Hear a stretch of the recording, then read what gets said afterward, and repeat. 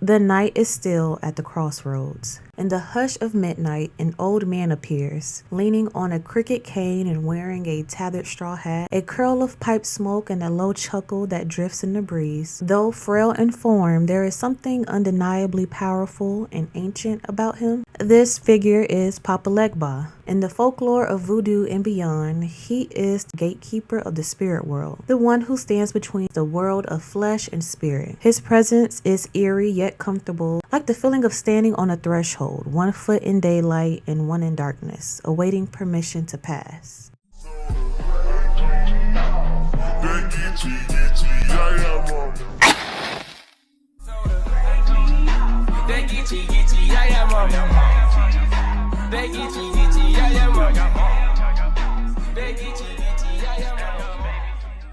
Hey y'all, I'm Yaya. Thank you so much for tuning into this video, and today we are going to talk about Papa Legba. Now before we get deeper into the mysteries of Papa Legba, I want to take a second to talk about something that feels very connected to this topic, because when you think about it, people have always searched for gateways, for access, for answers that just feel out of reach, and that's exactly why I started using today's video sponsor, Psychic Source. Y'all know I am extremely cautious about where I get spiritual guidance from, especially in this line of work, but thanks to Psychic Source, I have a vast selection of skilled advisors right at my fingertips. Psychic Source has been around for over 35 years. They are literally the oldest and most trusted psychic service out there, and what I love is that it's a safe, judgment-free space where you can ask anything. You don't always want to talk to people who are too close to your situation. Sometimes you just need that fresh, unbiased perspective from someone who's gifted and genuinely tuned in.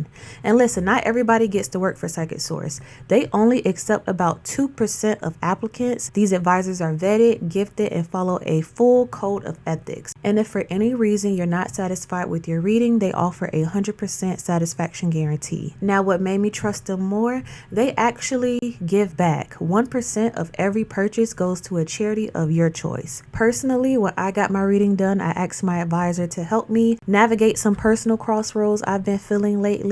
I'm in a phase in life I feel like everyone goes through where you lose friends, and sometimes you question, am I being too cutthroat? Am I being too harsh? Am I being overly sensitive? So my advisor was able to walk me through those emotions and give me direct messages from spirit to let me know I'm making the right decision, cut them people off. So I was able to walk away from that reading knowing I'm making the right decision, because you don't want to go through life second guessing yourself. It's nice to have someone who's trained and gifted to give you a heads up. You ever feel like you know what you want to do and that you need to do it, but you just need confirmation? My advisor didn't just tell me what I wanted to hear. They gave me real insights that helped shift my perspective. It was like hearing something my spirit already knew but just needed to remind me of. That's the power of real guidance. And right now, Psychic Source is giving y'all a special offer through my link. New customers can connect with one or more advisors for up to 40 minutes for just $19.80. That's up to a $240 value. No other service comes close to offering this kind of deal, and you don't even have to use all your minutes in one session. So if you're feeling like you're standing at your own kind of crossroads, just like Papa Legba, this might be your sign to reach out for clarity. Go to my link, trypsychicsource.com/yaya10, or click the link in my description box and use my code yaya10 to connect with an advisor who's online right now. All right, let's get back to Papa Legba and the power of doorways, decisions, and divine communication. Now, before we get into his history, I know when you're learning about the different energies, spirits, Luas, or Orisha, sometimes they can get tied together due to the similarities. So to draw a quick line of separation, Papa Legba is a Lua in the voodoo tradition, which means he's part of the spiritual family that serves as intermediaries between humans and the creator. So he's like the middleman almost. While people often compare him to the Orisha known as Eshu or Legba from the Yoruba tradition, it's important to understand they come from two different distinct spiritual systems. Papa Legba belongs to the voodoo lineage of Lua, rooted primarily in Haiti, while Eshu, Legba, and Orisha belongs to the Yoruba pantheon of Orisha, rooted in West Africa. They share some similar traits depending on who you ask. Both are some form of messengers, gatekeepers, both oversee communication between worlds, but they are not the same spirit. Okay, they're not twins, they cousins. presence. Their energies, their stories, and the way they are honored are shaped by the unique cultural and religious traditions they come from. I have a video on Eshu'i Legba, I'll link down below, but for this one, it's going to be solely about Papa Legba. In Haitian voodoo, Papa Legba is the Lua of the crossroads, the gatekeeper who stands between the human world and the spiritual world. Every prayer, every ritual, every communication with other Luas begins with him.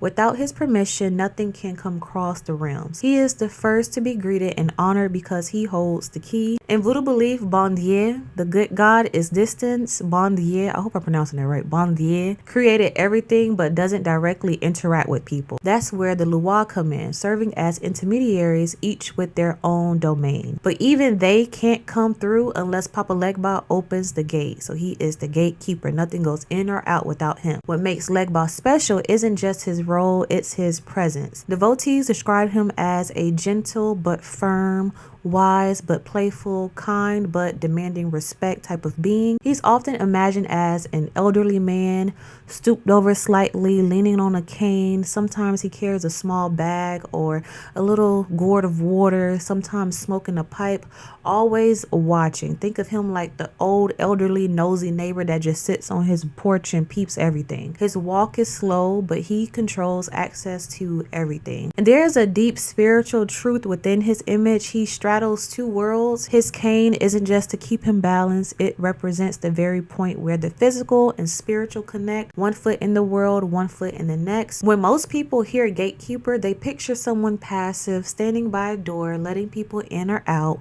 But Papa Legba is much more than that. He's not just a doorman to the spirit world. He is the pathway itself. His power isn't simply opening doors, it's managing the interflow of communication between the seen and unseen. In voodoo, the spiritual world isn't some far off distant realm. It's layered over ours like two parallel currents running side by side. The Lua move between these currents, and Papa Legba is the current. He is the space where everything overlaps, where prayers rise and answers descend. He carries every message, he hears every request, he mediates every exchange. His role holds incredible responsibility. If you imagine the entire spirit world as a giant council, Papa Legba is not just a receptionist, he's a translator, the scheduler, the one who makes sure you're even speaking the right spiritual language to begin with. In Haiti, they call him the master of speech because communication isn't just talking, it's about alignment. Are your intentions clear? Are your words true? Are you approaching this with a clear heart? Do you even know what you're asking for? Papa Legba filters that for you. He ensures that when you speak to the spirits, you're not wasting words or crossing lines you don't fully understand. And this is why so many see him as a teacher. Yes, he holds power, but his greatest offering is wisdom. He gently challenges you to reflect before you ask for doors to be open. Like, do you even know what you're asking for? Do you know what this is going to lead to? He forces you to check your motives, check your ego. Sometimes the door remains closed, not because he's punishing you, but because you're not ready for what waits on the other side. This is also why Papa Legba is so strongly connected to new beginnings. In life, every beginning is a crossroad. Like a new job, a new relationship, a major decision, even waking up to a new day. Every one of those moments is a threshold. And whether we realize it or not, we're spiritually standing before Papa Legba each time, waiting for permission to proceed. What's so beautiful about him and why so many devotees feel close to him is that he is accessible. He doesn't demand grand temples or elaborate offerings, even though he does like his sweets. He values sincerity, humility, and gratitude. You can honor him with a simple cup of coffee at your front door in the morning and feel his presence. His essence is about connection, about bridging gaps, reminding you that you are never speaking into silence, like someone is there always listening. So like I said before, Papa Legba is often imagined as someone old and frail but powerful. But despite his frail appearance, Haitians know that weakness is an illusion. Papa Legba may look old, but he's as potent as the sun at dawn. A beautiful explanation for his elderly form is that age implies wisdom and patience. It makes him approachable, a comforting presence for the young and old alike. Children especially love Papa Legba. In Haiti, he's seen as a friendly grandfather who loves sweet things. People often say he has a sweet tooth. Offerings of candy and cake are common. So we know the basis of Papa Legba now. So let's get into a quick little story that can paint a clearer picture of the role of Papa Legba. And this story is called The Woman at the Crossroads. So there is a woman, let's call her Maurice. Life had worn thin for her. For years, she struggled with relationships that turned bitter, opportunities that slipped through her fingers, friendships that were crumbled. She had tried every solution she knew, prayers, spells, rituals like fasting. Nothing seemed to stick. Doors opened, but then they quickly closed. The elders in her village seen what was going on, and they like, girl, you got to go to Papa Legba. Like, we getting tired for you. Like, you need to go to Papa Legba because he holds the key. Like, that's what you are missing. So early one morning, before the sun had fully rise, Maurice walked into the old crossroads just outside the village. It was quiet. The trees barely moved. The air was still but heavy, like it was waiting for something, like something was about to happen, but she didn't know what it was. Maurice came prepared. She had brought offerings she gathered carefully, roasted peanuts, some dark rum because she know Papa Legba like his liquor, a pipe for him to smoke, and a strong cup of black coffee. So she didn't come empty-handed. You never want to approach a spirit empty-handed. She laid them gently at the center of the crossroads, placed her hand on her chest, and called out, Papa Legba, open the gate for me. A few moments passed. Nothing happened. She thought she was talking to herself, but then she saw him. An old man slowly appeared from the distance, leaning on his cane, his straw hat tilted just enough to shade his eyes. A small dog followed at his feet. He looked frail, but the air around him shifted the moment he arrived. Maurice knew she was standing in front of power. He smiled to break the ice, a kind but knowing smile, as if he already knew why she was there. And he spoke softly, you come to ask me to open your road, huh? And she said, yes, Papa Legba. Her voice was trembling. Every door in my life seems to close. I need a way forward. I don't know what to do. I tried everything. Papa Legba interrupted her and said, you have brought me gifts, and your heart brings your petition. But tell me, child, what is it you carry? Maurice was like, what is it I carry? I mean, I brought you offerings. No, I don't mean in your hands. What do you carry in your spirit? She thought for a minute, like, what is my spirit carrying? I guess all this trauma and disappointment.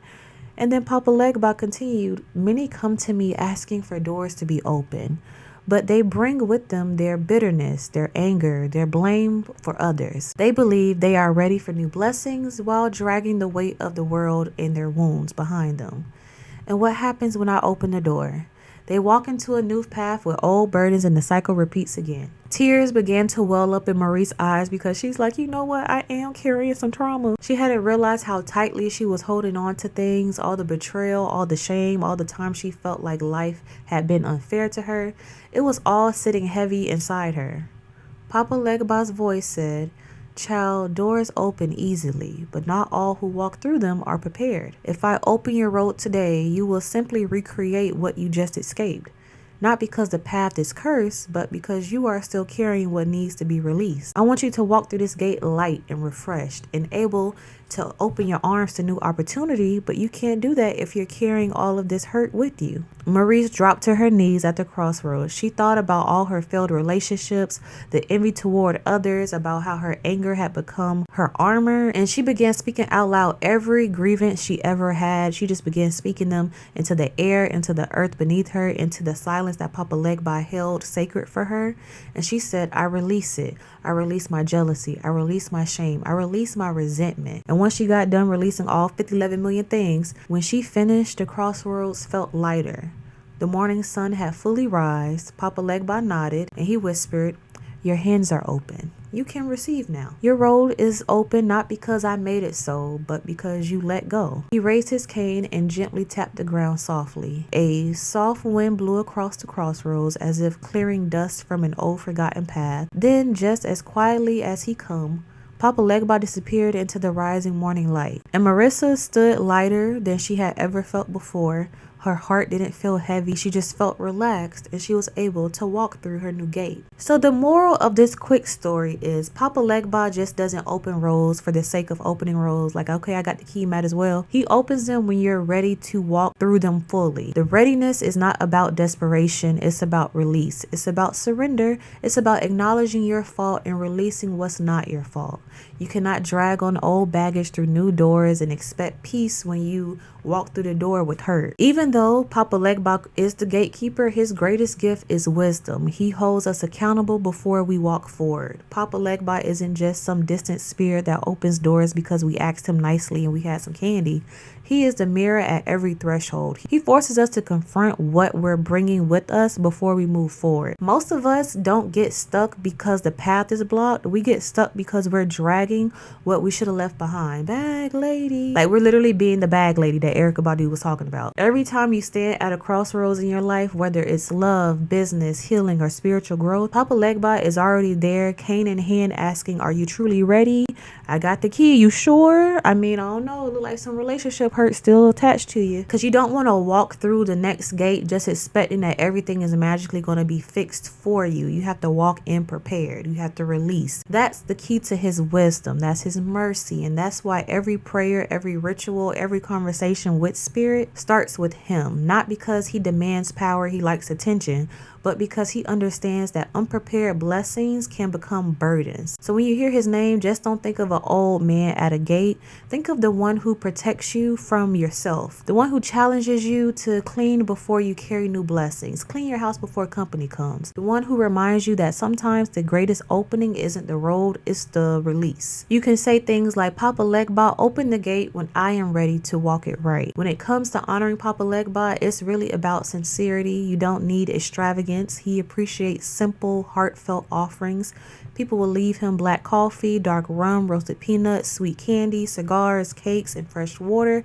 Early in the morning, some will pour coffee by their front door or at crossroads, quietly calling onto him to open their roads for the day. His colors are often red, black, and sometimes white or yellow, depending on the lineage. You'll see these colors on his altars, veves, clothes, or candles used during his ceremonies. His veve, that sacred drawing, that symbol, usually features the crossroads symbol with his cane or crutch, representing his role as a connector between worlds. And y'all, if I gave y'all way too much information just now, here's the easiest real life example way to remember Papa Legba. He's like that strict parent at your home. Your dad might say, yes, you can stay up late, but he's then going to say, well, go ask your mama, because he knows she's the one who holds the real authority. She knows all the stuff you got going on. Do you really need to stay up late, and how's it going to affect your day tomorrow? And if he gives you permission to fast without checking, he's going to have to deal with her later. That's Papa Legba. You might want blessings from the other Lua, but you might not be ready to ask. You're asking for a new car, but first you need a new job, and you need some discipline to stay on a job so you can make money to pay the car note. You might be ready to ask for protection, love, but before anything moves, you got to approach Papa Legba first.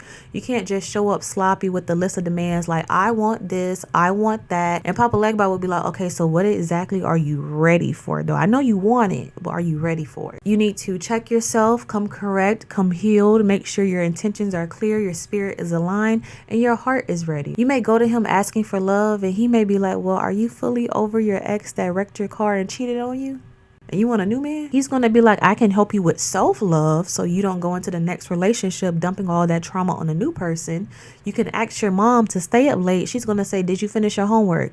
Did you do the dishes? Don't you got a test tomorrow? Did you study? You can stay up late and go over your notes but not watch TV, because she's looking out for your greater good. She don't want to please you right now, but then you suffer the consequences later. And when you are ready for those blessings, he'll open the roads with no hesitation. You know that point in life where it's like, dang, I feel like everything coming together. I feel like all the stuff just working out. It's because you're ready. So now the gates are open, the floodgates are open, and everything is just working for you. But you guys, that is a quick summary of Papa Legba. So when you hear the name, you have some information to go by. Let me know of anything else that you learned about Papa Legba below. Thank you all so much for tuning into this video. And like I always say, as above, so below, as within, so without, as the universe, so the soul. Until next time, you guys, Ashe, baby.